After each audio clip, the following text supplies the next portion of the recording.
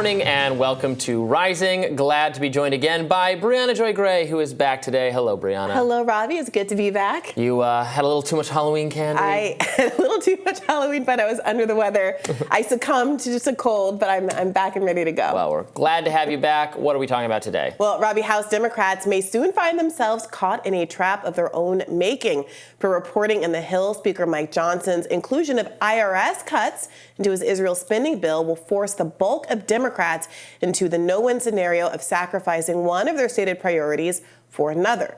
Moreover, 15 Democrats already broke with their party last week in declining to endorse a non-binding resolution proclaiming U.S. support for Tel Aviv, setting up a potential showdown between the party's progressive and establishment wings when it comes to Johnson's $4.3 billion war spending bill. Now, the White House has confirmed that even should the bill make it past the House and Senate, President Biden plans to veto it before it becomes law. A spokesperson for the president derided the bill as inserting partisanship into support for Israel. Meanwhile, Representative Thomas Massie, who joined those 15 Democrats in declining to support the House's Israel resolution, received a call out from the American Israel Public Affairs Committee over his no vote. That's AIPAC. Massie responded in kind, writing on Twitter, quote, "AIPAC always gets mad when I put America first. I won't be voting for their $14+ billion shakedown of American taxpayers either. Let them know what you think by replying to their post. They are intentionally misrepresenting my intent and the resolution I voted against."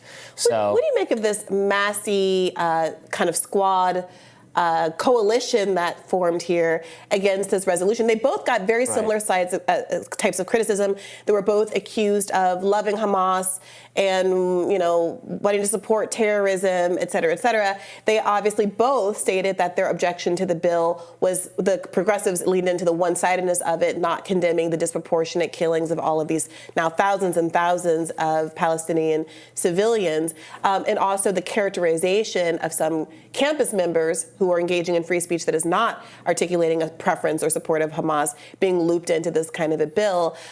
What do you make of these unlikely bedfellows? I mean, there is a path for right and left coalition on this issue that revolves specifically around rejecting funding for another foreign country's military objectives or defense priorities. That is something we can agree on. There's a lot of distractions from that point, obviously, because there's a lot of disagreement, as is very clear when you and I discuss this.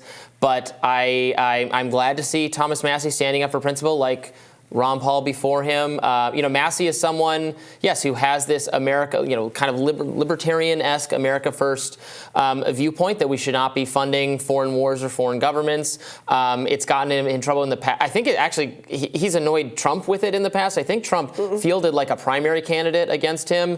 He destroyed that candidate. He's very popular in his district. The people of Kentucky are of a kind of libertarian Republican mind about this stuff. So I don't think he has anything to fear from AIPAC, but it shows that nothing to fear. I mean, AIPAC responded to the tweet, Massie tweet we read about him putting America first, saying charges of dual loyalty. This is from the AIPAC's Twitter page. Yeah, they've accused him of this in the past. Charges of dual loyalty, they say, are anti-Semitic and insult millions of patriotic Americans who stand by Israel. The U.S. is stronger when Israel is secure. No misrepresentation. Your vote says it all. No to standing with Israel. No to condemning Hamas. No to helping Israel win this war. And in response, Thomas Massie said this baseless smear is meant to intimidate me into voting and to sending $14+ billion of your money to a foreign country. Right. Please let AIPAC know we are broke and these tactics don't work. Of our money. They do work, don't they? Well, I mean, I have all sorts of confidence that especially in his district and among Republicans, Massie's side of this argument is more popular. Again, they're asking for a handout. They're asking for a bailout they don't need. They're asking for funding of their defense. Again, what about America? This is what conservative voters want. And it's not lack of sympathy for what has happened in the Israeli-Palestinian conflict. That's where there are differences with the left. It's not even telling Israel what to do or how it should conduct this war. It's about we should not be on the hook for it. we have priorities here. Like, it's other people's money. I mean, the federal government, all of their money is our money. So they can't just, so it's like we're being asked to be very generous for other countries. And for what? And at the end of the day, how does this make America better off? I mean, we're talking about, just think about it from a strategic standpoint from it. Set aside the humanitarian. We're talking to a humanitarian expert today on what's going on in the conflict. Just talk about it from what is realistically best for America's national security. And is it broader conflict? Is it indiscriminate bombings that destroy families, that turn people into orphans? 10 years from now, there's going to be more radicalism and more extremism on the terrorist side, on the Islamic side, because of what they're going through now. Is that going to help us? Is that good for us if we paid for it? These are valid questions, and you're not anti-Semitic, you're not even anti-Israel to be asking them, because it's not good for Israel either. Yeah, it's hard to read Osama bin Laden's manifesto justifying why he blew up the Twin Towers. And hearing him say it's in his view justified because of America's treatment of Palestinians and endorsement of Israel's treatment of Palestinians, and not think that this conflict is ultimately going to make us all safer, including Americans, including American Jews, and including Jews living around the world. I want to ask you, though, why do you think Thomas Massie seems to be the only conservative among this lot willing to take this stand against this funding? Others in the no column included Jamal Bowman, Cori Bush, Andre Carson, Al Green, Summer Lee, AOC, Ilhan Omar, Delia Ramirez, and Rashida Tlaib. There were 6 others who voted present, all at first glance looking like kind of the same progressives that you would expect. Camila Jayapal is over there, Ayanna Pressley. Yeah. If you're right, and I think that you are, about there being an enormous appetite for a kind of an America First financial policy, spending policy on the right side of the aisle, why is Massie alone willing to take this stand? Well, I hope in time he won't be alone. Representative Chip Roy of Texas, another strong America First Republican, has said he's only going to support the funding if it's offset. He wants the offset with the IRS, as we read in the show. Again, I don't want to support this funding, and neither does Massie under any circumstance.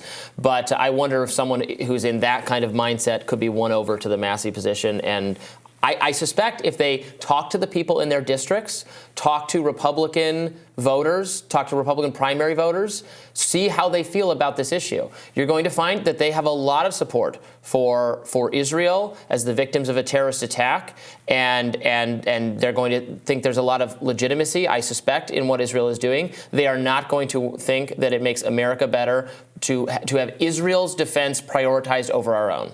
Yeah, that tax trade is an interesting one.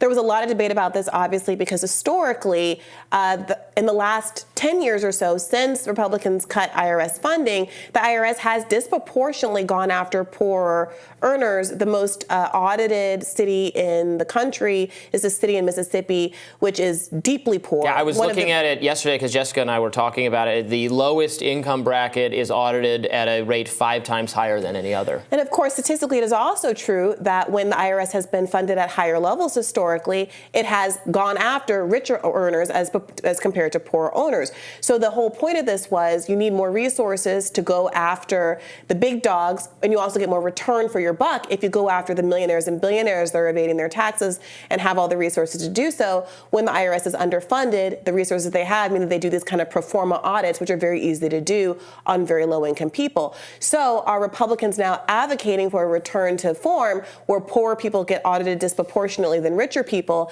And is this Republicans kind of saying American first and populism, but ultimately advocating for a policy that's going to help the millionaires and billionaires in Congress as opposed to the average American? I don't think they want the low-income people taxed harder or tax policed more. And in fact, if the IRS got more money, I guess I'm skeptical that they would put all of it into going after the... Yeah, well, they would reverse course. We've already seen it started to happen. So there was reporting that exactly I think they'll police. I think even with more funds, they'll just police the low-income people more. They'll do more of what works. That hasn't been happening. What I'm saying is that that has not been happening. So we're seeing a return to what it was like before the IRS funds were cut, where more very wealthy people were audited proportionally to poor people. We're seeing that happening right now. It's already been going into effect. I support a simplification of the tax code so that It's easy to make everyone pay what they ought to pay, because the more complicated it is, the easier it will always be for wealthy people to avoid or offshore or whatever. I think that's true, but I don't think the people that are advocating to cut the IRS are going to be the ones that are also advocating for fewer ways for them to avoid paying their taxes. I don't want to police low-income people. I don't want to police anyone. I want taxes to be as low as possible across the board. I certainly agree with that for low-income and working people, but not for the elites among us who control our tax code. All right, stick around. We'll have more Rising for you right after this.